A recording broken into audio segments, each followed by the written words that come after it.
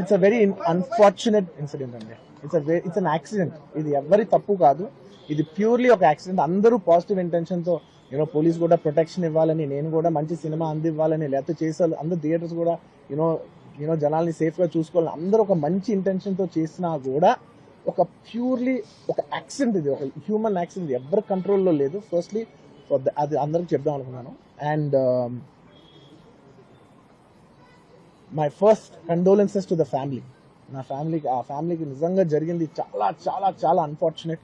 ఎందుకంటే నేను చాలా బాధపడతాను అలాంటి విషయాలు. ఎందుకంటే నేను ఎస్పెషల్లీ ఫిల్మ్ పర్సన్గా నా లైఫ్ అంబిషనే థియేటర్కి వచ్చిన జనాల్ని ఎంటర్టైన్ చేద్దాం. అరే మీరు వచ్చి థియేటర్కి వస్తే మిమ్మల్ని అందరూ నవ్వుతూ పంపించాలని నా ఇంటెన్షన్ అబ్బా.